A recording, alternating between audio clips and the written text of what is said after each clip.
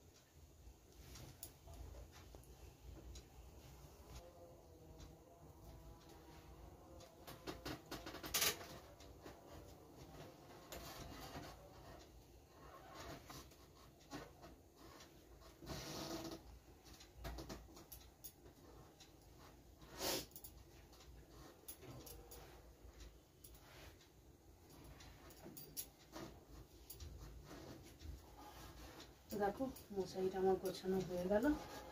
আর দেখো বিছনাটার এমন অবস্থা অগোছালো হয়ে আছে। শীতকালে বিছনা গোছানোটা না বড্ড কঠিন একটা কাজ মনে হয়, আমার তো তাই মনে হয়। তো দেখে বুঝতেই পারছো কতটা কঠিন, কিন্তু করতে তো হবেই। আবার সব গুছিয়ে নিলে পুরো ফাঁকা হয়ে যাবে। তো চলো একটা একটা করে গোছাতে থাকি।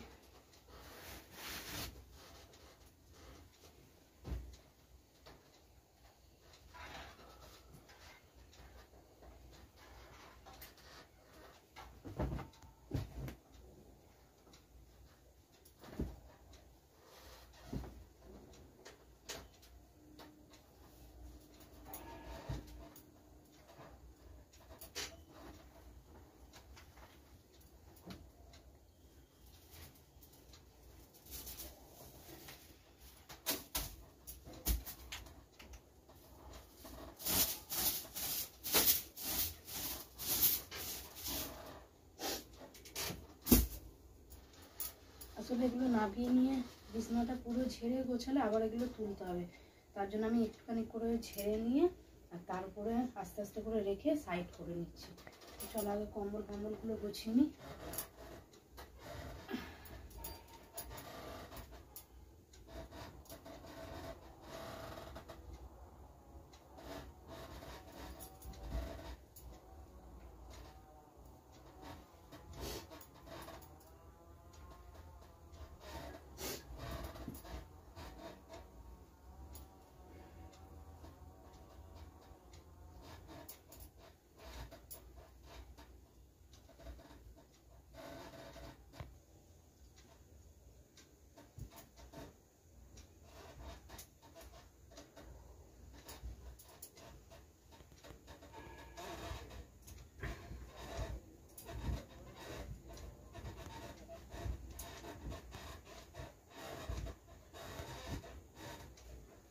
আর দেখো আমি এগুলো গোছাতে তোমাদের সাথে কথা বলতে পারছি না কেন, তোমাদের আগেও আমি ভিডিওতে বলেছিলাম।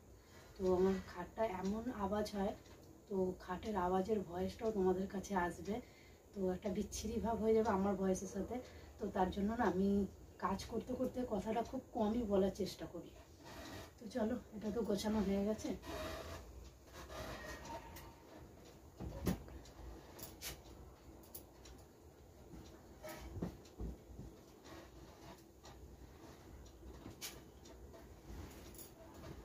তো এই কম্বলটার থেকে না এটা বড্ড ভারী, তো এটা নিয়ে ওর জন্য মনে হচ্ছে এত ভারী।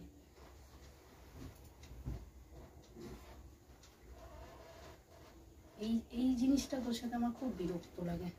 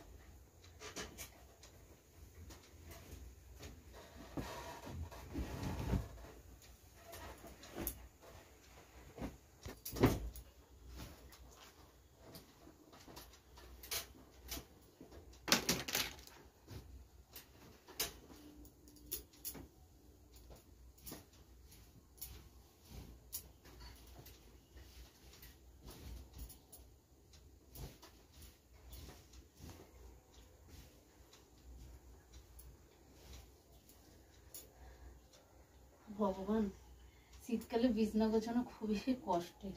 মানে আমি তো বিছনা গোছাতে গোছাতে হাঁপিয়ে যাই শীতকালটায়। দেখো গরমকালে না এতটা কষ্ট হয় না। গরমকালে আবার ফ্যান অফ করতে হয়, মাঝে মধ্যে বিছনার চাদর ফাদর তোলার সময় তখন একটু কষ্ট হয়। তবে গরমকালটাই আমার ভালো। শীতকালটা সত্যি আমার বরাবরই আমার পছন্দ নয় একদম। আর দেখো আমার বালিশটার কি অবস্থা, ছিঁড়ে গেছে ওয়ারটা, আর বানানো আর হয়নি। তো এটা আমি হাতেই তৈরি করেছিলাম, আবার একটা বানাবো।